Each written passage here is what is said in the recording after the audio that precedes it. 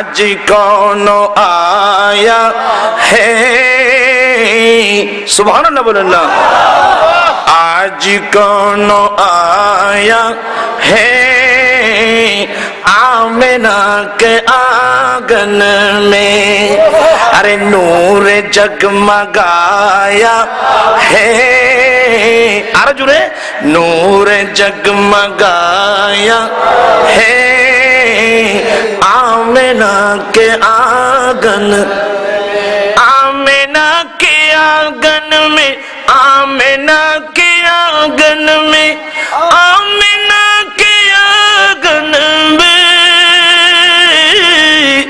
आमिना के आंगन में आज कौन आया है, अर्जुने आज कौन आया है आमिना के आंगन में, आज कौन आया है आमिना के आंगन में, अरे नूर जगमगाया है, अर्जुने नूर जगमगाया है आमिना के आंगन, आमिना के आंगन में, आमिना के आंगन में, आमिना के आंगन में, आमिना के। बिस्मिल्लाहिर्रहमानिर्रहीम, अल-यौमा अकमलतु लकुम दीनकुम व अत्ममतु अलैकुम निअमती व रदीतु लकुमुल इस्लाम दीना। चिৎকার দিয়ে বলুন না সুবহানাল্লাহ। এই আয়াত নাযিল হলো রাসূল পাক সাল্লাল্লাহু আলাইহি ওয়াসাল্লাম আরাফাতের ময়দানে 10ম হিজরিতে অবস্থান করছিলেন, ওকুফ আরাফা করছিলেন। 1,14,000 সাহাবায়ে কেরামের উপস্থিতিতে মহান রব্বুল আলামিন এই আয়াত নাযিল করলেন। অর্থ কি? হে রাসূল, আজকের দিন তোমাদের ধর্ম তোমাদের জন্য পরিপূর্ণ করে দিলাম। আজকের দিন তোমাদের ধর্ম তোমাদের জন্য পরিপূর্ণ করে দিলাম। শুধু দিন পরিপূর্ণ নয়, ওয়া আতমামতু আলাইকুম নি'মাতি, আমি রব্বুল আলামিন আমার সমস্ত নিয়ামত তোমাদের উপর পরিপূর্ণ করে দিলাম।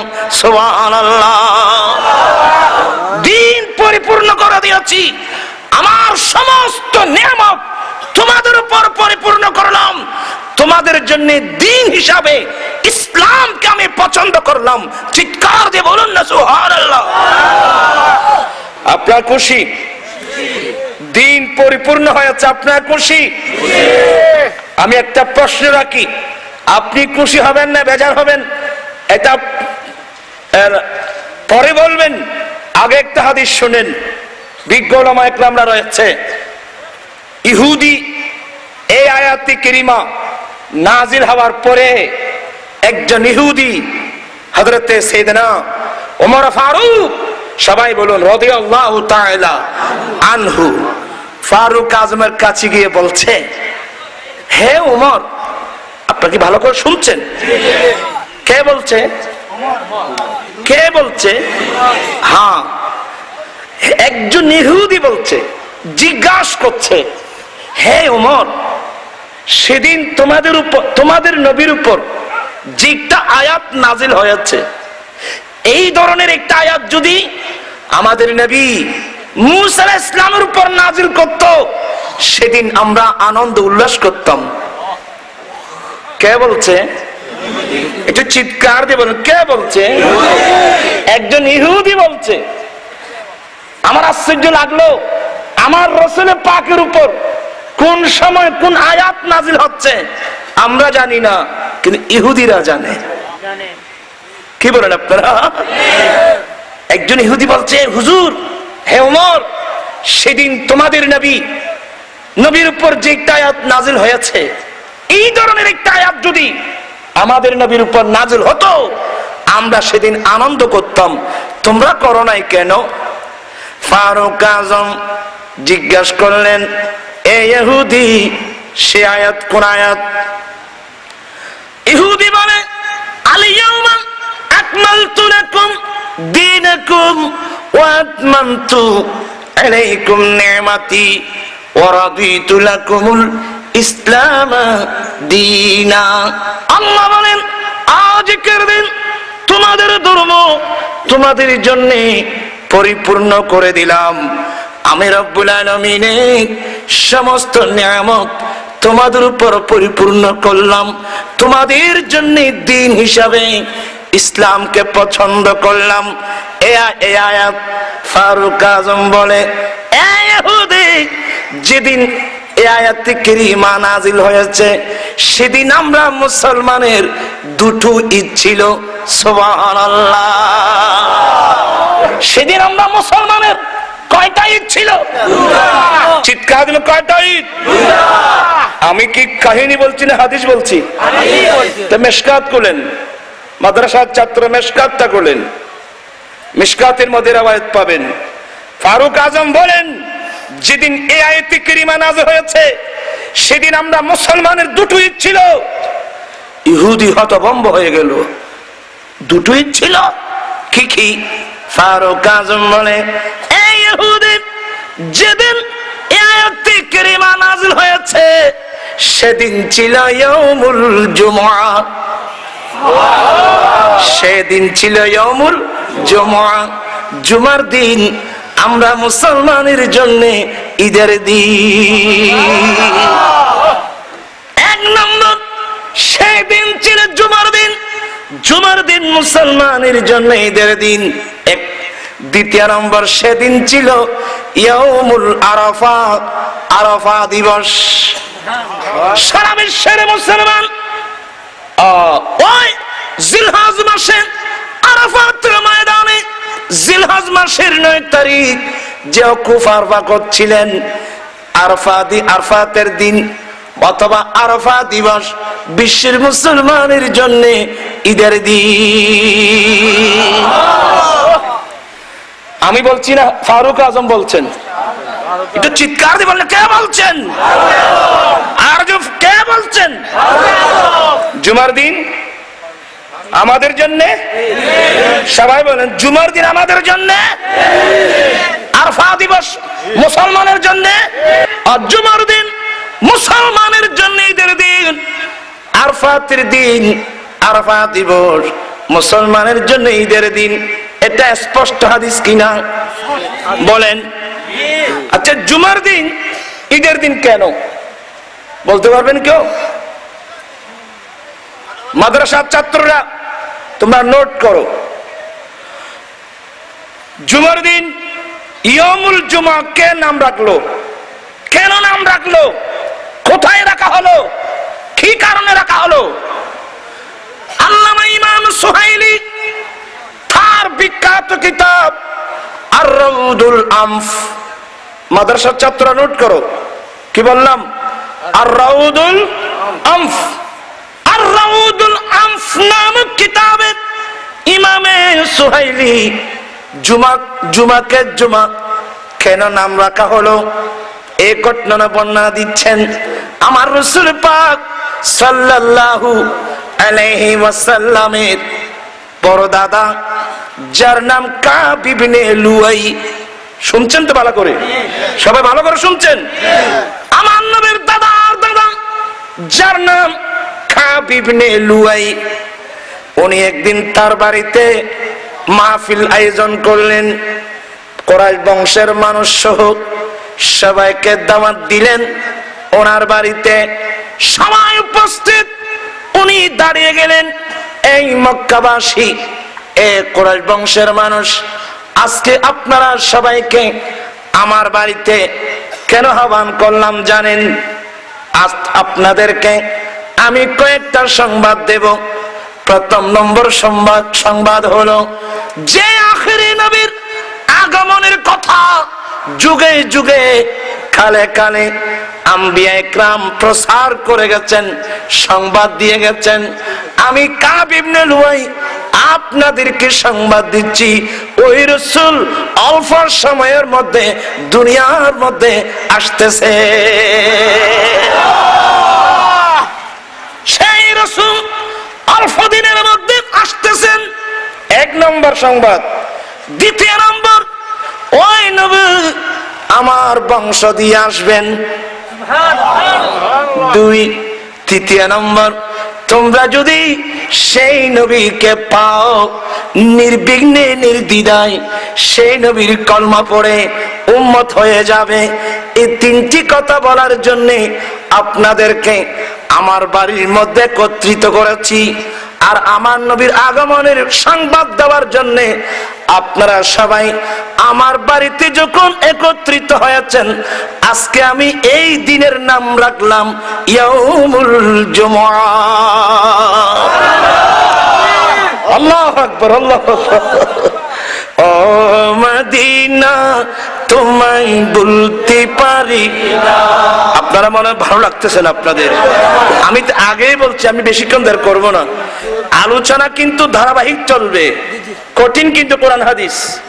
ও মদিনা তোমায় বলতে পারি, আরো জোরে, ও মদিনা তোমায় বলতে পারি না। কি ভুলে যাবেন? বলেন ভুলে যাবেন? সোনার মদিনা আমার প্রাণের মদিনা, সবই বলিব কিন্তু তোমায় বলতে পারি না। কি মোহাব্বত দিয়ে বলবেন না?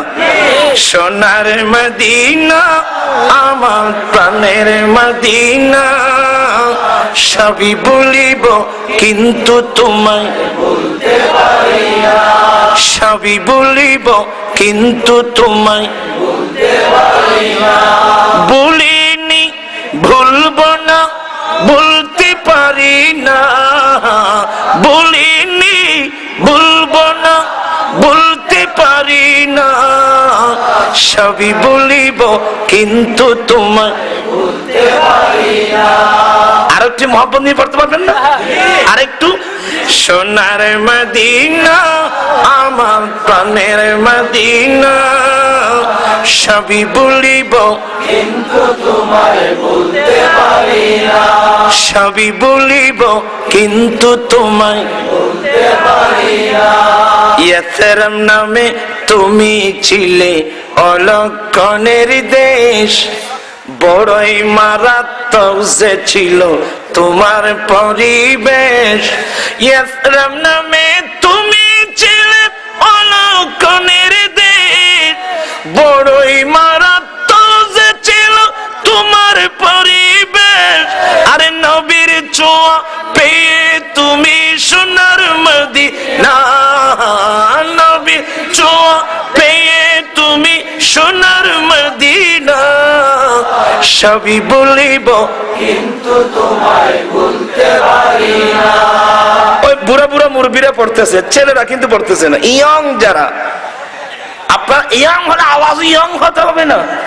মহাবন্দি বল, সোনার মদিনা আমার প্রাণের মদিনা, সবই বলিব কিন্তু তোমায় বলতে পারি না। সবই বলিব কিন্তু তোমায় বলতে পারি না। আর সমওয়ালার চেয়ে বড় তুমি হও, খোদার সৃষ্টিতে তুমি শ্রেষ্ঠ ভূমি হও। আর সমওয়ালার চেয়ে বড় তুমি হও, খোদার সৃষ্টিতে তুমি শ্রেষ্ঠ ভূমি হও। আর তোমার বুকে শুয়ে আছেন শাহে মদিনা, তোমার বুকে শুয়ে আছেন শাহে মদিনা, সবই বলিব কিন্তু তোমায় বলতে পারি না। সবই বলিব কিন্তু তোমায় বলতে পারি না। বলিনি বলবো না, বলতে পারি না।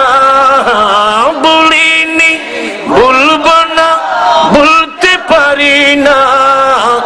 সবই বলিব কিন্তু তোমায় ভুলতে পারি না।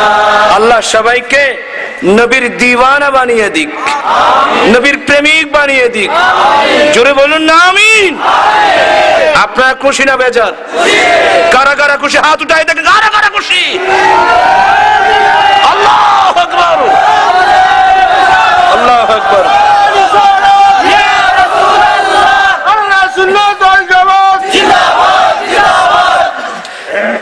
আপনারা খুশি না বেজার? কি বলছিলাম, যে আয়াতে কারিমা নাযিল হয়েছে, দিন পরিপূর্ণ হয়েছে। আমি কি বুঝাতে যাচ্ছিলাম, রাসূল পাক সাল্লাল্লাহু আলাইহি ওয়াসাল্লাম আমাদের জন্য পূর্ণাঙ্গ দিন, পরিপূর্ণ ধর্ম ইসলাম আল্লাহর পক্ষ থেকে আমাদের জন্য এনেছেন। ঠিক কি না বলেন আমার ভাইয়েরা? এটা আপনারা খুশি না বেজার? আল্লাহর নবী বলেন, হে আমার উম্মত, আমি আল্লাহর পক্ষ থেকে তোমাদের জন্য যা কিছু এনে দিয়েছি, আমি রাসূল তোমাদের কাছ থেকে কোন জিনিসের বিনিময় বদলা চাই না। উচ্চস্বরে বলুন সুবহানাল্লাহ। মাশাআল্লাহ। মানুষ তো শুনছে নাকি? সাহেব বসছে, তাহলে আমার মুখে একটা হাদিস শরীফ পড়বেন? কি বলেন? একটা হাদিস শরীফ পড়বেন? এমনি তো মাদ্রাসা যাবেন না, না মাদ্রাসা তো আপনারা এমনি, আমরা রাসূলের আসে, কিন্তু মাদ্রাসায় এখানে হলে পড়েন, আসছেন যখন পড়েন। ক্বালা, বলুন না, ক্বালা রাসূলুল্লাহি সাল্লাল্লাহু আলাইহি ওয়াসাল্লাম, হায়াতি খায়রুল লাকুম তাসআলুনি উহাদ্দিসু লাকুম ওয়া মামাতি খায়রুল লাকুম তুরাদু আলাইয়া আমালুকুম ফামা রাআইতু খায়রান ফাহামিদুল্লাহ আলাইহি ওয়া মা রাআইতু গায়রাহু ফাস্তাগফারতুল্লাহ লাকুম। এই হলো হাদিস। এখানে এই হাদিস কোথায় পাবেন? মাস্তাদরাক লিল হাকিম, বিরাট এক হাদিসের কিতাব, ওখানে হাদিস কানা পাবেন। আল্লাহর নবী বলেন, হায়াতি খায়রুল লাকুম, হে আমার উম্মত, আমি নবীর জীবন তোমাদের জন্য মঙ্গল। আমি নবীর জীবন, আমি নবীর লাইফ, আমি নবীর গোটা জীবন তোমাদের জন্য অতি উত্তম। আমি নবীর জীবন তোমাদের জন্য, অর্থাৎ আমার আগমন, আমি নবীর আগমন তোমাদের জন্য অতি উত্তম। আমার লাইফ, আমার জীবন তোমাদের জন্য অতি উত্তম। কেন? তাসআলুনি উহাদ্দিসু লাকুম, তার কারণ তোমরা তোমাদের ব্যক্তিগত জীবন, পারিবারিক জীবন, সমাজ জীবন, রাষ্ট্রীয় জীবন, সমাজনীতি, অর্থনীতি, রাষ্ট্রনীতি, রাজনীতি, শিক্ষানীতি, যে কোনো নীতির যে কোনো সমস্যা নিয়ে আমি নবীর কাছে আসবে, আমি রাসূল পাক প্রত্যেকটা সমস্যার যথাযথভাবে সমাধান করে দেব। বিদায় আমার জীবন তোমাদের জন্য অতি উত্তম। আমার ভাইরা, বিশ্বে এমন একজন ব্যক্তি দেখাতে পারবেন যিনি বিশ্বে যে কোনো সমস্যার সমাধান করতে পারবে? বলেন। আগামীকাল মার্কেট থেকে একটা বই কিনবেন, এই বইয়ের নাম জগৎগুরু মুহাম্মদ, সবাই বলেন সাল্লাল্লাহু আলাইহি। ভাই মোহাম্মদ নুর ইসলাম আমার রাসূলদের জগৎ গুরু, গুরু না জগৎ গুরু। কথা বুঝতেছেন তো আপনারা? আমার রসুল জগৎ গুরু। তার প্রামাণিক যে চিত্র এই বইয়ের মধ্যে উনি তুলে ধরেছেন, তন্মধ্যে একটা তথ্য, সেদিন ভারতে, ইন্ডিয়া, রবিউল আউয়াল শরীফে মিলাদ নবীর মাহফিলে, কিসের মাহফিল? মিলাদ নবীর মাহফিলে তৎকালীন ভারতের প্রধানমন্ত্রী একজন হিন্দু একটা বক্তব্য রেখেছিল। নূর ইসলাম এই বক্তব্যটা তার কিতাব জগৎগুরুর মধ্যে নকল করেছেন। বক্তব্যটা ইংরেজির মধ্যে ছিল, বাংলায় অনুবাদ করা হয়েছে। উনি কি বলছেন? আজ মহানবী হযরত মুহাম্মদ সাল্লাল্লাহু আলাইহি ওয়াসাল্লামের জন্ম দিবসে আমি এই বক্তব্য দিতে বাধ্য হয়েছি। আজ সংঘাতময় বিশ্বে মুহাম্মদের গুণে গুণান্বিত হয়ে কোন একজন পুরুষ যদি দুনিয়ার মধ্যে জন্ম লাভ করে, আমি একজন হিন্দু হওয়া সত্ত্বেও আমি নির্দ্বিধায় বলতে পারি বিশ্বে কোন সংঘাত থাকবে না। আবার বলছি, উনি বক্তব্য রাখছেন আজ মহানবী হযরত মুহাম্মদ সাল্লাল্লাহু আলাইহি ওয়াসাল্লামের জন্ম দিবসে আমি এই বক্তব্য দিতে বাধ্য হয়েছি। বর্তমান সংঘাতময় বিশ্বে মুহাম্মদের গুণে গুণান্বিত হয়ে কোন একজন পুরুষ যদি জন্ম লাভ করে, আমি একজন হিন্দু হওয়া সত্ত্বেও আমি নির্দ্বিধায় বলতে পারি বিশ্বে কোনো সংঘাত থাকবে না। এর বক্তব্য দ্বারা প্রমাণ হলো উনি হিন্দু হওয়ার পরেও স্বীকার করতে বাধ্য যে কোনো সমস্যার সমাধান দিতে পারে মুহাম্মদ রাসূলুল্লাহ সাল্লাল্লাহু আলাইহি ওয়াসাল্লাম। চিৎকার দিয়ে বলেন না সুবহানাল্লাহ।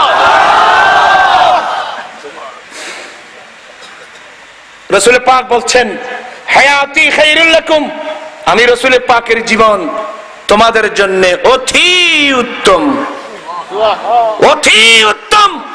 আরে রাসূল পাক না আসলে আমরা জীবনও পেতাম না।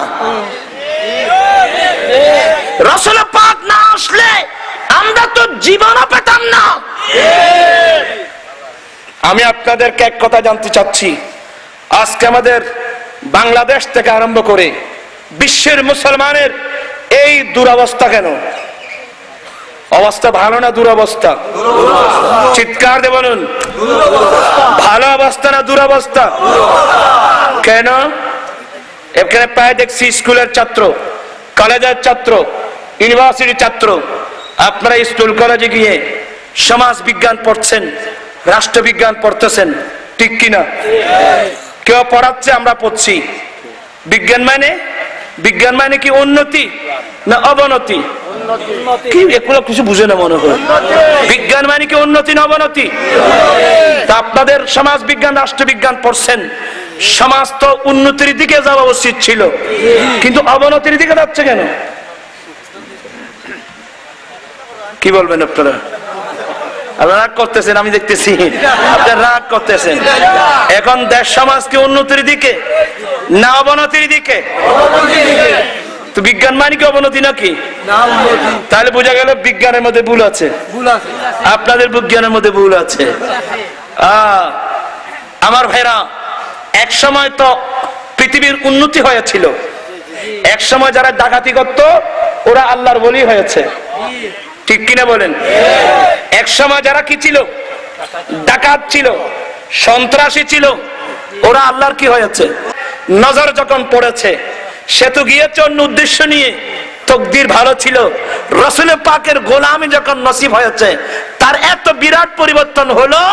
সে তো আগে সারা বেফার করত। ফারুক আজম ঈমান আনার পরে কোন সারাবি ফারুক আজম নাম শুনলে অনেক দূর দিয়ে পালাতো। কুফর কি पल में तारी किया चट गई, कुफर की पल में तारी किया चट गई, जिस घड़ी नूर हक बेनकाब आ गया। जोर बोलो ना सुभान अल्लाह। ওটা ছিল বিজ্ঞান, ওটা ছিল কি? সুবহানাল্লাহ বলেন, আল্লাহু আকবার কবীরা। আজকে ওই সমাজ কোথায় গেল? আমি একটা কথা প্রায় মাহফিলে বলি, হয়তো আপনারা শুনে থাকতে পারেন, আমাদের দেশে একটা কথা আছে, অভাবে মানুষের স্বভাব নষ্ট। আপনাদের এখানে বলেন নাকি আপনারা ভাইজান? আমার ভাইজান বলছেন, আমরা সবাই বলি অভাবে মানুষের স্বভাব নষ্ট। কিন্তু ভাইজান, কিসের অভাবে স্বভাব নষ্ট, এই ব্যাখ্যা তো আমরা কোনোদিন করি নাই।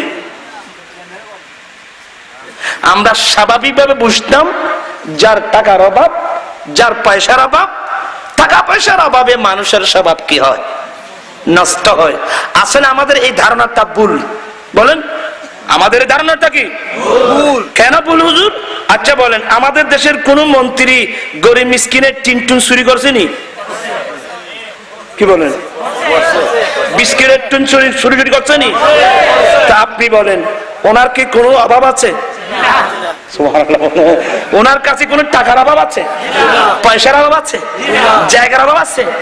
বাংলাদেশের একজন মন্ত্রী, হাই লেভেলের মন্ত্রী, টাকার অভাব নাই, পয়সার অভাব নাই, জায়গার অভাব নাই, এরপরেও স্বভাব কেন নষ্ট হলো? গরিবের টিন কেন চুরি করলো? কি আপনার কি মনে কষ্ট নিচ্ছেন? সারা বিবাহ করতে পারো, আমি রাসূলের পাকের গোলাম বলে যাচ্ছি, আল্লাহ আপনাকে 100 শহীদের সওয়াব দান করবেন। প্রশ্ন করতে পারেন, হুজুর আপনি কোথা থেকে বললেন? আমার নবী হাদিসে বলছেন, মান তামাসসাকা বিসুন্নতি ইনদা ফাসাদ উম্মতি ফালাহু আজরু মিয়াত শহীদ। উম্মত ফিতনার যুগে, ফাসাদের যুগে আমার যে উম্মত আমি নবীর একটা সুন্নতকে মজবুত করে ধরবে, আমার আল্লাহ তাকে 100 শহীদের সওয়াব দান করবেন। সুবহানাল্লাহ। 1 নম্বর পুরস্কার, আপনি 100 শহীদের সওয়াব পাবেন।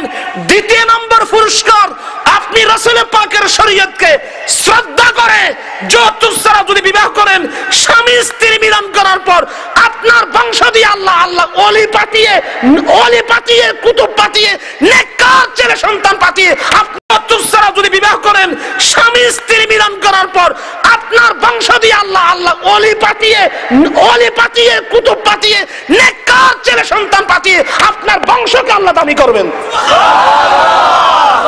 আজকের মাহফিল থেকে আমি কয়েকজন রাসূলের আশিক দেখতে চাই। হুজুর, এই মুহূর্তের মধ্যে আমি ওয়াদা করছি, আমি যৌতুক ছাড়া বিয়ে করব। পারবে? কে পারবে? দাঁড়াও, কে পারবে? আমি দেখতে হবে। দাঁড়াও, কে পারবে? যারা হাত উঠাবো দাঁড়াও, দেখতে হবে আমাকে। নারা দাও। আল্লাহু আকবার। ইয়া রাসূলুল্লাহ।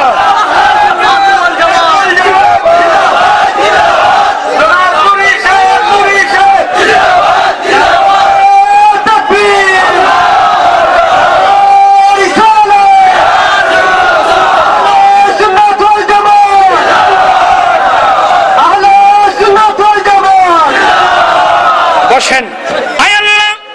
আজ ইমাম হুসেন রাদিয়াল্লাহু তাআলা আনহু ইসলামী যুব সংঘের উদ্যোগে আয়োজিত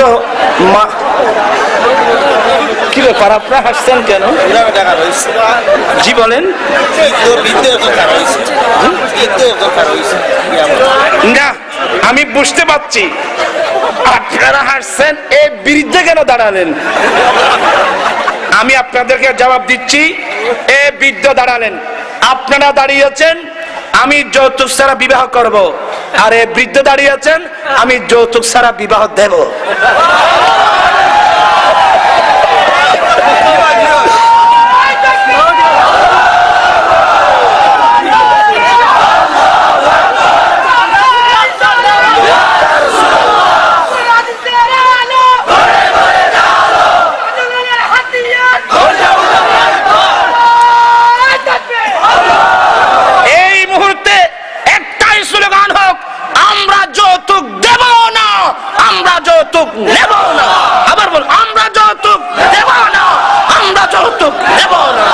আলহামদুলিল্লাহ।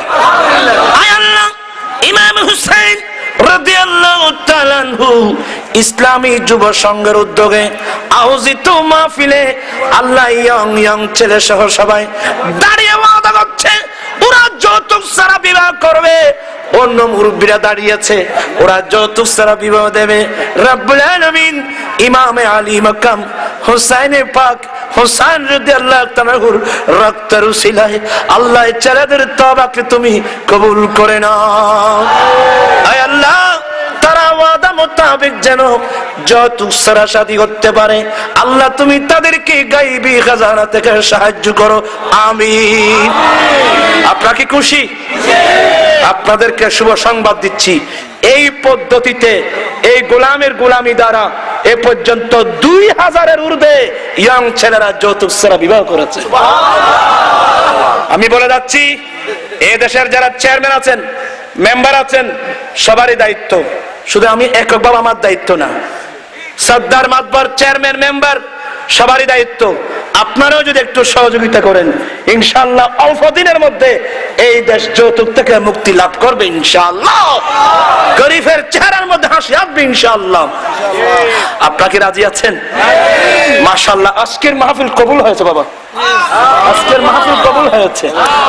বলেন, আমি নবীজির পাগল, আমি মদিনার পাগল। বলেন, আমি নবীজির পাগল, আমি মদিনার পাগল, আমি নবীজির পাগল, আমি মদিনার পাগল, আমি নবীজির পাগল, আমি মদিনার পাগল। মদিনার দোলে বালি মোর, মদিনার দোলে বালি মোর নয়নের কাজল, আমি নবীজির পাগল, আমি মদিনার পাগল। আর জোরে, আমি নবীজির পাগল, আমি মদিনার পাগল। ভাইরা, আমি তো আপনাদেরকে অনেক দূরে নিয়ে গেলাম।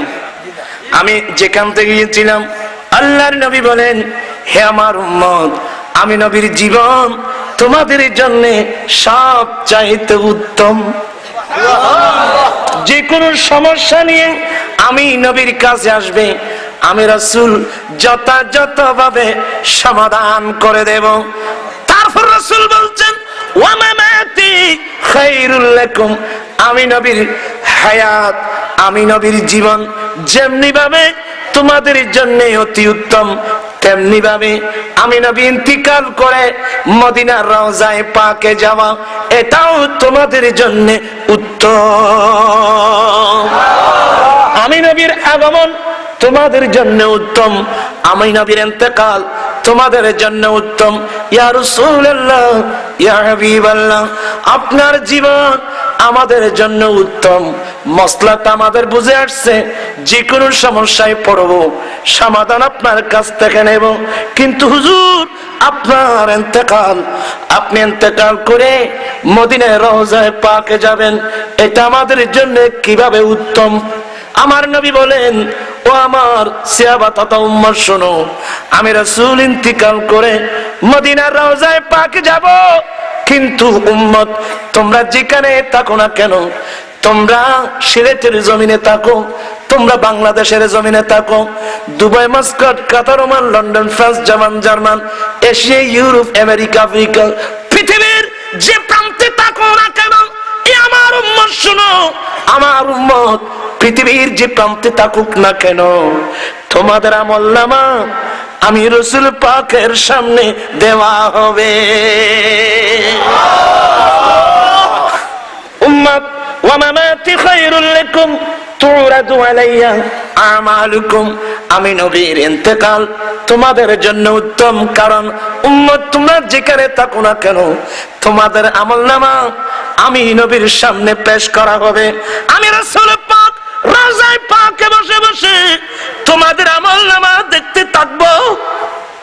যখন তোমার আমলনামায় ফামা রাআইতু খায়রা, যখন তোমার আমলনামায় নামাজ পড়েছো, রোজা রেখেছো, হজ করেছো, কোরআন তিলাওয়াত করেছো, দান খেরাত করেছো, কোরআন পাক দরুদ শরীফ পড়েছো, নেক কাজ সওয়াব যখন আমি তোমার আমলনামায় লেখা দেখতে পাই, আমি নবী খুশি মনে ফাহামিদুল্লাহ আলাই, আমি আল্লাহর প্রশংসা করি। ওয়া মা রাআইতু গায়রাহু, উম্মত রে, তোমার আমলনামায় যদি গুনাহ লেখা দেখি, তোমার আমলনামায় যদি গুনার বিপরীত, সওয়াবের বিপরীত গুনাহ লেখা দেখি, আমি রাসূল ফাস্তাগফিরতুল্লাহ লাকুম, আমি রাসূল তোমাদের জন্য আল্লাহর কাছে ক্ষমা প্রার্থনা করি।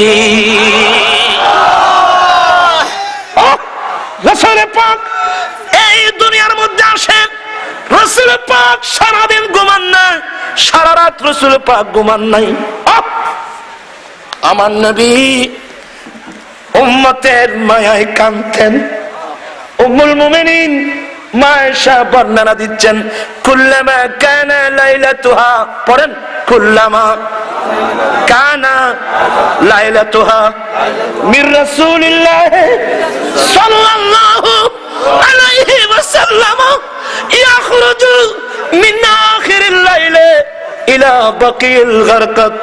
উম্মুল মুমিনিন মা আয়েশা বর্ণনা দিচ্ছেন, রাসূল পাকের আদতে মুবারাকা ছিলেন যে রজনীতে রাসূল আমি আয়েশার সঙ্গে থাকতেন, কোন রাত আমি 9 বছর রাসূল পাকের সাথে সংসার করেছি। কয় বছর? 9 বছর রাসূল পাকের সাথে আমি সংসার করেছি, কিন্তু কোন রাত যখন গভীর হয় আমি আমার রাসূলকে আমি আয়েশার হুজরায় তালাশ করে পাই নাই। আমি রাসূলকে একটি রাত আমার হুজরায় তালাশ করে পাই নাই। ইয়াখরুজু মিন আখিরিল লাইলি ইলাল বাকিল গারকাত। রাসূল পাক রাতের শেষ ভাগে উম্মতের মায়ায় স্ত্রীর হুজরা ত্যাগ করে ঐতিহাসিক মদিনা শরীফের কবরস্থান জান্নাতুল বকি শরীফে চলে যেতেন।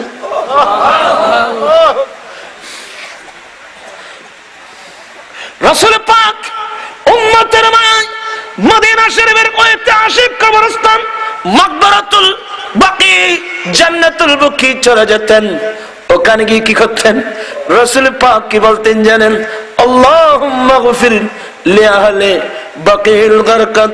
রব্বুল আলামিন এই জান্নাতুল বকি মদিনার এই কবরস্থানের মধ্যে আমার যে সমস্ত উম্মত মাটির নিচে শায়িত, আল্লাহ তুমি তাদের জীবনের গুনাহ তুমি মাফ করে দাও। আবার হাদিসে পাক করলে দেখবেন রাসূল পাক সারা রাত দাঁড়িয়ে দাঁড়িয়ে নামাজ পড়তেন, নূরানি 2 কদম ফুলে যেত। একদিন উম্মুল মুমিনিন মা আয়েশা বলেন, ইয়া রাসূলুল্লাহ, ইয়া হাবিবাল্লাহ, আপনার কাছে তো কোনো গুনাহ নাই। সুবহানাল্লাহ বলেন। আপনার কাছে কোনো গুনাহ নাই, আপনার আগের পরের সব মাফ। এটা একটা আরবি ইস্তেলাহ, কি মানে আপনার কাছে কোনো গুনাহ নাই। আপনি সারা রাত কদম ফুলে ফুলে নামাজ কেন পড়তেছেন? আমার নবী বলেন, আয়েশা রে, আমি আমার গুনাহ মাফ করাবার জন্য তো নামাজ পড়ছি না। আল্লাহ কোরআনে কি বলছেন? ইন্না আতাইনাকাল কাউসার ফাসাল্লি লিরাব্বিকা ওয়ানহার। আল্লাহ বলেন, হে রাসূল, আমি রব্বুল আলামিন আপনাকে কাউসার দান করেছি, বিদায় আপনি আপনার রবের জন্য নামাজ পড়ুন। এই নামাজের এক তাফসীর হলো এটা সালাতুশ শুকর, নবী শুকরিয়ার নামাজ পড়েছেন। নবী বললেন, আয়েশা রে, আওয়ালা মাকুন আবদান শাকুরা। ও আয়েশা, আমি আল্লাহর শুকর আদায়কারী বান্দা কি হব না? কি মানে? আমি গুনাহ মাফ করাবার জন্য নামাজ পড়তেছি না। আল্লাহ আমাকে ইমামুল আম্বিয়া বানিয়েছেন, খাতামুন নবীন বানিয়েছেন, আল্লাহ আমাকে কৌসর দান করেছেন। আমি আল্লাহর নিয়ামতের শুকরিয়া আদায় করার জন্য নামাজ পড়তেছি। আমার ভাইয়েরা, শুধু দুনিয়ায় নয়, রাসূল পাক রওজায়ে পাকের মধ্যে যাওয়ার পরেও ওখানে রাসূল পাকের চিন্তা, রব্বি হাবিলি উম্মতি, রব্বি হাবিলি উম্মতি, রব্বি হাবিলি। শুধু তাই না, কিয়ামতের ময়দানে আমার রাসূল পাক উঠবেন, নবীর 2 চক্ষু দিয়ে গড়িয়ে গড়িয়ে পানি পড়বে। একটি আওয়াজ, রব্বি হাবিলি উম্মতি। আমার ভাইয়েরা, কিয়ামতের ময়দানে উঠবেন, যেদিকে চোখ দিবেন কান দিবেন, আদম আলাইহিস সালাম থেকে ঈসা আলাইহিস সালাম পর্যন্ত সবার মুখে একটাই স্লোগান, ইয়া নাফসি, ইয়া নাফসি, ইয়া নাফসি। আমরা বলবো ইয়া নাফসি, সবাই বলবে ইয়া নফসি, যেদিকে কান লাগাবেন আওয়াজ শুনবেন ইয়া নফসি, কিন্তু একটি মাত্র জবান মুস্তাফা, ও কান থেকে আওয়াজ আসবে রব্বি হাবলি উম্মতি। सुनते हैं कि महशर में, सुनते हैं कि महशर में सिर्फ उनकी रसाई है, गर उनकी रसाई है, गर उनकी रसाई है, लो जब तू बनाई है, सुनते हैं कि महशर में अल्लाहुम्मा सल्ले अला सय्यिदिना व अला आलि सय्यिदिना। ভাইরা, আপনাদের কষ্ট হবে, আসলে রাত গভীর হয়েছে তো আপনাদের কষ্ট হবে, হবে না? তাহলে মেন আয়াতে আসেন। আল্লাহ নবী বলেন, হে আমার উম্মত, আমি আল্লাহর পক্ষ থেকে তোমাদের জন্য যা কিছু এনে দিয়েছি, আমি নবী তোমাদের কাছ থেকে কোন নেয়ামতের বিনিময় বদলা চাই না। একটি জিনিস তোমাদের কাছে চাই, আমি নবীর আহলে বাইতের প্রেম আর ভালোবাসা। আচ্ছা বলেন আমার ভাইরা, সংক্ষেপে বলছি, রাসূল পাক আমাদের কাছে নবীর পরিবার আহলে বাইতের ভালোবাসা চেয়েছেন, ঠিক কিনা? আমরা নবীর আহলে বাইতকে ভালোবাসলে আমাদের কল্যাণ না তাদের কল্যাণ? বলেন বলেন। জফা নামক স্থানে একটা পুকুর ছিল যার নাম গাদিরে খুম। গাদিরে খুমের পাড়ে দাঁড়িয়ে আরেকটা খুতবা দিয়েছেন, এ আমার সাহাবা کرام, অল্প দিনের মধ্যে আল্লাহর পক্ষ থেকে আমি রাসূলকে নিয়ে যাওয়ার জন্য একটা রাসূল আসবেন। এখানে রাসূল মানে রাসূল লগাবি, আজরাইল আলাইহিস সালাম আসবেন, আমি তোমাদের থেকে বিদায় হয়ে যাব। ও আমার সাহাবা, অল্প দিনের মধ্যে আমি রাসূল তোমাদের থেকে বিদায় হয়ে যাব। সাহাবাদের চোখে পানি পড়তেছে, রাসূল ছাড়া আমরা তাকি কিভাবে?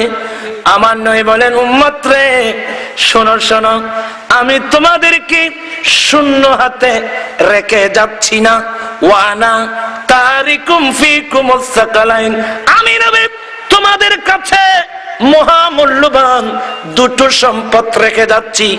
তোমরা জীবনের যে কোনো ক্ষেত্রে এই দুই সম্পদকে আঁকড়িয়ে ধরলে তোমরা কোনোদিন পথভ্রষ্ট হবে না। আমি তোমাদের জন্য দুটো সম্পদ রেখে যাচ্ছি, তোমাদেরকে শূন্য হাতে রেখে যাচ্ছি না। আমি তোমাদের কাছে মহামূল্যবান দুটো সম্পদ রেখে যাচ্ছি, এই দুই সম্পদকে তোমরা যদি আঁকড়িয়ে ধরো তোমরা কোনোদিন পথভ্রষ্ট হবে না। তন্মধ্যে আউয়ালুহুমা কিতাবুল্লাহ তাআলা, প্রথম নম্বর সম্পদ হলো আল্লাহর কিতাব, ফিহিল হুদা ওয়ান নূর, যে কিতাবের মধ্যে তোমাদের জন্য হেদায়েত আছে। কি মানি? তুমি তোমার ব্যক্তিগত জীবন কিভাবে গঠন করবে, পরিবার কিভাবে চালাবে, সমাজ কিভাবে চালাবে, রাষ্ট্র কিভাবে চালাবে, যাবতীয় বিষয় এই কিতাব তোমাকে গাইড করবে। ওয়ান নূর, এই কিতাবের মধ্যে আলো আছে, তোমাকে আলো দেবে। তুমি কোনটা জাহান্নামের রাস্তা, কোনটা বেহেশতের রাস্তা তুমি নির্ণয় করতে পারবে। এক নম্বর ওয়াইতিরাতি আহলু বাইতি। দ্বিতীয় নম্বর সম্পদ হলো আমি নবীর পরিবার। এখন প্রশ্ন আসবে, হুজুর এক নম্বর হলো কোরআন, দ্বিতীয় নম্বর নবীর পরিবার, ব্যাপারটা কি? আমার ভাইয়েরা, ওইদিকে আল্লাহ বলছেন, মিনাল্লাহি নূরু ওয়া কিতাবুম মুবিন। নূর মানে রাসূল, কিতাব মানে কোরআন। কি মানে? কোরআন হলো থিওরিক্যাল, আমার নবী হলেন প্র্যাকটিক্যাল। আর আমার নবীর পরে কোরআন শরীফ হচ্ছে থিওরিক্যাল, আমার নবীর পরে নবীর আহলে বাইত হচ্ছে প্র্যাকটিক্যাল কোরআন। আল্লাহু আকবার, আল্লাহু আকবার। রাসূল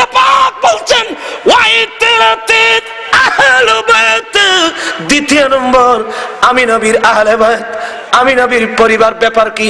কোরআন হলো থিওরিক্যাল, আমি নবীর পরে আমার আহলে বায়ত হচ্ছে তোমাদের জন্য প্র্যাকটিক্যাল কোরআন। এখন প্রশ্ন হলো নবীর আহলে বায়তের মধ্যে উল্লেখযোগ্য 7 জনের কথা বলি। 5 জন চাদর আছে নাকি ভাইয়া? আমাকে একটু চাদর দেন। আমার ভাইয়েরা, কোরআনে পাক আপনাদের অসুবিধা হচ্ছে? একটু কষ্ট হবে। কোরআনে পাক করলে একটা আয়াত দেখবেন, এই আয়াতকে বলা হয় আয়াতে মুবাহালা। আয়াতে মুবাহালা মানে পরস্পর অভিশাপ দেওয়া। বলেন পরস্পর। আরে খ্রিস্টানরা আসছে নবীর কাছে, মুনাজারায় টিকতে পারে নাই, নবীর পয়েন্টের মধ্যে ওরা শেষ। তাদের উচিত ছিল ওরা যখন পয়েন্টের মধ্যে টিকতে পারি নাই, তাহলে ইসলামের সত্যতা উপলব্ধি করে তাদের উচিত ছিল কর্মা পরে মুসলমান হওয়া, ঠিক না? কিন্তু এরপরে ওরা গাদ্দারি করতেছে। আল্লাহ বলেন রাসূল এদের সাথে আর মুনাজারা নাই, এদের সাথে হবে মুবাহালা। নাদউ আবনাআনা ওয়া আবনাকুম ওয়া নিসাআনা ওয়া নিসাআকুম ওয়া আনফুসানা ওয়া আনফুসাকুম সুম্মা নাবতাহিল। এই খ্রিস্টানরা তোমরা যাও, তোমাদের ছেলে মেয়ে তোমরা সবাই আসো, আর আমি রাসূল আমার ছেলে মেয়ে যারা আছে ওদেরকে নিয়ে আমি আসবো। এ পাশে তোমরা বসবে, এ পাশে আমরা বসবো। 2 দল সামনাসামনি বসে পরস্পরকে অভিশাপ দেব। যারা ন্যায়ের উপর আছে ওদেরকে আল্লাহ হেফাজত করবে, যারা অন্যায়ের উপর আছে আল্লাহ তাদেরকে ধ্বংস করে দেবে। কত সুন্দর ব্যবস্থা। খ্রিস্টানরা বলে হ্যাঁ ঠিক আছে হুজুর, আমরা আমাদের গুলো নিয়ে আসতেছি। নাজরানের 60 জন খ্রিস্টান ওরা চলে গেল, ওরা ওদের ছেলে মেয়ে স্ত্রী সহ ওরা আসতেছে। আর এদিকে আমার রাসূল প্রস্তুতি নিচ্ছে। চাদর নিলেন, আমার নবী সুবহানাল্লাহ বলেন, এই দেখেন আমার নবী চাঁদি নিলেন, ডাক দিলেন আইনাল আলী, আমার আলী কোথায়? লাব্বাইক ইয়া রাসূলুল্লাহ। আসো আসো, চাদরের নিচে আসো। আইনাল ফাতেমা, ফাতেমা কোথায়? লাব্বাইক ইয়া রাসূলুল্লাহ। এ ফাতেমা আমি নবীর পিছনে চাদরের ভিতর আসো। সামনে না পিছনে? পিছনে। আইনাল হাসান আইনাল হুসাইন। এখন কয়জন? 1 জন আলী, আরেকজন ফাতেমা, আরেকজন ইমাম হাসান, আরেকজন ইমাম হুসাইন। মাঝখানে আমার নবী রাসূল পাক বলেন আল্লাহুম্মা হাউলাই আহলু বাইতি। আয় আল্লাহ এরাই হচ্ছে আমি নবীর আহলে বায়ত। আমার ভাইয়েরা আবার সাবধান, আমার নবীর স্ত্রীরাও আহলে বায়তের অন্তর্ভুক্ত, কিন্তু বিশেষ ক্ষেত্রে এদেরকে আহলে বায়ত বলা হয়েছে। তাহলে প্রমাণ হয়ে গেল একজন মাওলা আলী, একজন ফাতেমা, একজন ইমাম হাসান, আর একজন ইমাম হুসাইন, এরা আমার নবীর আহলে বায়ত। সুবহানাল্লাহ বলেন না? তো নবী আমাদের কাছ থেকে আহলে বায়তের মোহাব্বত চেয়েছে, ঠিক কিনা? আমার ভাইরা, নবী বলছেন আমি 2টোর সম্পদ তোমাদের কাছে রেখে যাচ্ছি, একটা হলো কোরআন, আরেকটা আমি নবীর আহলে বায়ত। উযাক্কিরুকুমুল্লাহ ফি আহলে বাইতি, উযাক্কিরুকুমুল্লাহ ফি আহলে বাইতি, উযাক্কিরুকুমুল্লাহ ফি আহলে বাইতি। মুসলিম শরীফের হাদিস। আমার নবী বলেন আমার আহলে বায়তের ব্যাপারে তোমাদেরকে আমি আল্লাহর ভয় প্রদর্শন করছি, তোমাদেরকে আমি আল্লাহর ভয় প্রদর্শন করছি। এই হাদিসের ব্যাখ্যায় মুহাদ্দিসিন ইকরামরা বলেন নবী জানে যে আহলে বায়তকে রেখে যাচ্ছে 61 দিনেতে দুনিয়ার কুত্তা এজিদিরা নিজের গদির জন্য এই আহলে বায়ত যারা আমাদের জন্য প্র্যাকটিক্যাল কোরআন, দুনিয়া লুবি, মসনদ লুবি, গদির লুবি, দুনিয়া লুবি, এজিদ বাহিনীরা 1 জন নয় 2 জন নয়, তীরার বল্লম নেজা মেরে মেরে আহলে বাইত রাসূলকে শহীদ করে দেবে। আমার ভাইরা, আল্লাহু আকবার। হযরত সাইয়েদনা আবু হুরায়রা, সবাই বলুন রাদিয়াল্লাহু তাআলা আনহু, ইনি সব সময় আল্লাহর কাছে একটা দোয়া করতেন, আল্লাহুম্মা ইন্নী আউযু বিকা মির রাসিস সিত্তিনা ওয়া ইমারাতিস সিবিয়ান। ও আল্লাহ, 60 হিজরির আশা থেকে আমি আবু হুরায়রা তোমার কাছে পানা চাই। 60 হিজরি আশারা 60 হিজরি থেকে আমি তোমার কাছে পানা চাই। কারণ আমার রাসূল পাক আবু হুরায়রাকে বলে গেছেন, ও আবু হুরায়রা, 60 হিজরির মতো 61 হিজরিতে আমার আহলে বাইতকে একম বক্তে এজিদরা শহীদ করে দেবে। এই জন্য আবু হুরায়রা বলেন, আয় আল্লাহ, তোমার নবীর পরিবারকে এজিদের আদেশ শহীদ করবে, এটা আমি বরদাস্ত করতে পারবো না। আয় আল্লাহ, আমি বরদাস্ত করতে পারবো না। 60 হিজরি আসার আগে আগে আমি আবু হুরায়রাকে তুমি দুনিয়া থেকে নিয়ে যাও। আমার ভাইয়েরা, আপনারা কি সাবজেক্ট দিয়েছেন বলতে পারবো না, সম্ভব না। কমবক্ত ইজিদিরা যে আহলে বাইত রাসূল আমাদের জন্য প্র্যাকটিক্যাল কোরআন, এজিদিরা ওদেরকে শহীদ করে দিয়েছে। আর আছে কোরআন। সারা পৃথিবীর মুসলমান ইহুদি নাসারার তালে পড়ে আপনার এক প্র্যাকটিক্যাল কোরআন শহীদ করে দিয়েছি। কারবালার প্রান্তরে আছে থিওরিক্যাল কোরআন। সারা পৃথিবীর মুসলমানের হাত থেকে অত্যন্ত কলা কৌশলে বিধর্মীরা আমাদের হাত থেকে কোরআন শরীফ ফেলে দিছে, ঠিক কিনা বলো?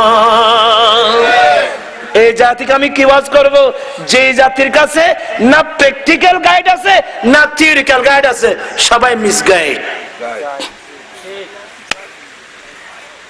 কি বলেন আপনারা? আমরা সবাই কি সবাই আমরা কি?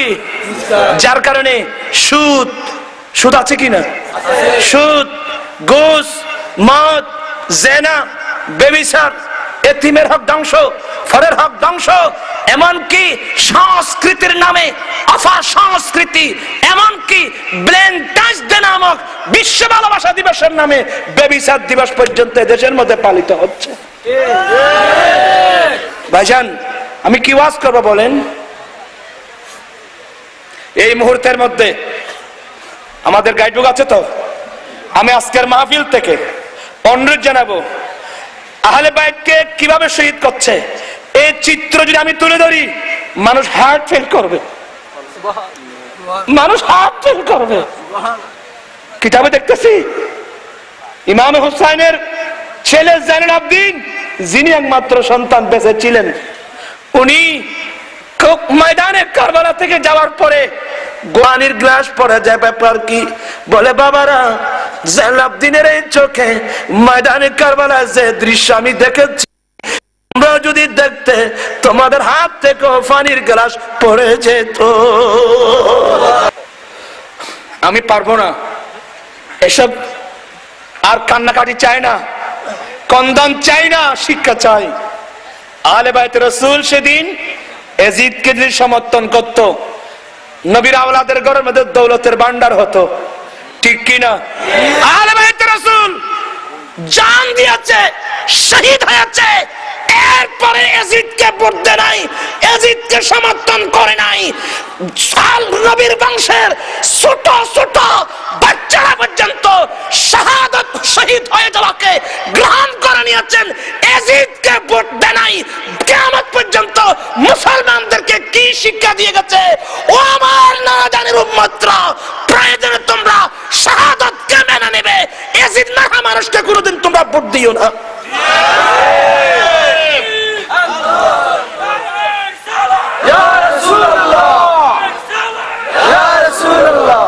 আমি আজকে আর বলবো না, রাত একটা হচ্ছে, অনেক রাত হয়ে গেছে। একটাই নসিহত, একটাই নসিহত, আজকে আমরা ভোট দিচ্ছি, সুদকে সমর্থন করছি, ঘুষকে সমর্থন করছি, নারীর ব্যাপারটাকে আমরা সমর্থন করছি, ঠিক কিনা ভাইরা আমার? কালকে আমাদের মাঠে আপনার লিস্টি কোন কাতার উঠবে চিন্তা করবে। এই শিক্ষাটা নিয়ে যদি বাকি জীবন গঠন করতে পারেন, জীবন হবে সার্থক। নতুবা আপনি কোথায় যাবেন আপনি নিজেই দেখবেন। আল্লাহ পাক এই মাহফিলকে কবুল করুক। আমার আলোচনা দ্বারা কষ্ট পেয়ে তাহলে মাফ করে দেবেন। আসুন আমার রাসূল একটু দাঁড়িয়ে মোহাব্বতের সাথে সালাম জানাই।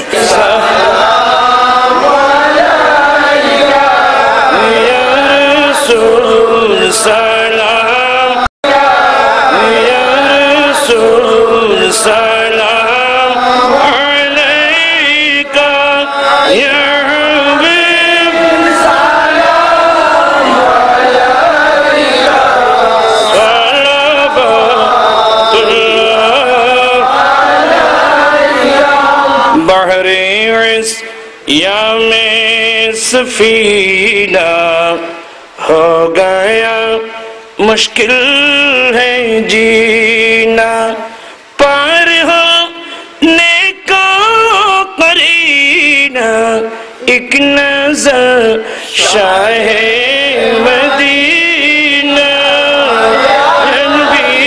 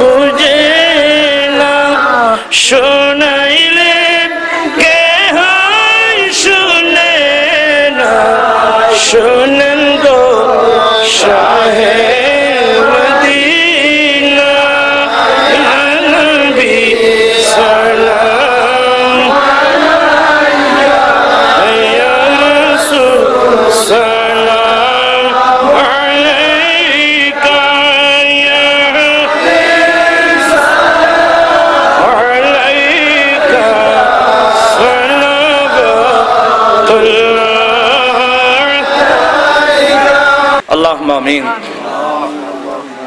मौलाया सल्लि व सल्लिम दाइमन अबदा अला हबीबिका खैरिल खल्क़ि कुल्लिहिम। मौलाया सल्लि व सल्लिम दाइमन अबदा अला हबीबिका खैरिल खल्क़ि कुल्लिहिम। रब्बना ज़लमना अनफुसना व इन लम तग़फिर लना व तरहमना लनकूनन्न मिनल खासिरीन। रब्बुल आलमीन इमाम हुसैन রাদিয়াল্লাহু তাআলা ইসলামী যুব সংঘের উদ্যোগে আয়োজিত আজকের বিশাল সুন্নি সমাবেশকে কবুল করে নাও। রব্বুল আলামিন যারা আর্থিক শারীরিক আর সর্বাঙ্গীন সাহায্য সহযোগিতা দিয়ে আজকের এই মাহফিলের আয়োজন আল্লাহ তাদের পক্ষ থেকে, আমরা যারা গভীর রাত পর্যন্ত মাহফিলে বসে আছি আমাদের পক্ষ থেকে, অসংখ্য মা বোন যারা পর্দার আলে বসে বসে কোরআন সুন্নাহর আলোচনা শুনছেন, আল্লাহ সবার পক্ষ থেকে আজকের এই নূরানি মাহফিল কবুল করে নাও। রব্বুল আলামিন লাইটিং প্যান্ডেল তাবারুকাতের ব্যবস্থা আছে কবুল করে নাও। শুরু থেকে পর্যন্ত যতটুকু কোরআন সুন্নাহ বয়ান হয়েছে, দুরূদ সালাম কিয়াম মিলাদ গুলো এই গরীব উম্মতের পক্ষ থেকে হাদিয়াতান তাওফাতান সোনার মদিনায় পৌঁছিয়ে দাও। রব্বুল আলামিন তোমার নবীর আহলে বাইত বিশেষ করে শুহাদায়ে কারবালা রিদওয়ানুল্লাহ আজমাইনের রওজা রওজায় পৌঁছে দাও। বদর, উহুদ, হুনাইন, কুরাইশ, তাবুক, ফতে মক্কা সহ দ্বীনের জন্য সুন্নাতের জন্য যারা জান দিয়েছেন প্রত্যেকের রওজা রওজায় পৌঁছিয়ে দাও। সমস্ত সাহাবায়ে کرام, তাবেঈন, তবে তাবেঈন, আইম্মায়ে মুজতাহিদিন, খুলাফায়ে রাশিদিন, সালফে সালেহিন, মুহাদ্দিসিন, মুফাসসিরিন সমগ্র আউলিয়া ইকরামদের রওজা রওজায় পৌঁছে দাও। আয় আল্লাহ, বাংলার জমিনে শাহে জালাল, সিলেটে মনিয়ার মুজাররদি সহ যত ওলি, গাউস, কুতুব, আব্দাল, নজিম, নকিব দুনিয়া থেকে ইন্তিকাল করছেন প্রত্যেক রওজা রওজায় পৌঁছে দাও। সকলের মাকামাত কিয়ামত পর্যন্ত বুলন্দ করো। আয় আল্লাহ, আমরা যাদের মুহাব্বতের আব্বা আম্মা, দাদা দাদি, নানা নানি, ভাই বন্ধু, আত্মীয় স্বজন চিরদিনের জন্যে বিদায় হয়ে কবরস্থানে চলে গেছে রে আল্লাহ। গভীর মাটির নিচে যারা মহব্বতের আব্বা আম্মা দাদা দাদি নানা নানি সেই তো আছে, আল্লাহ কে কোন অবস্থায় আছে জানি না। আল্লাহ দুনিয়ায় থাকতে একটু গায়ে জ্বর হলে পাড়া পড়োশি সবাই দৌড়ে আসছে, ভাই আপনার কেমন লাগছে, কি লাগবে, ওষুধ লাগবে না ডাক্তার লাগবে, সবাই জিজ্ঞাসা করে। আয় আল্লাহ কবরের মধ্যে চিৎকার দিয়ে কাঁদলেও কেউ তো জিজ্ঞাসা করার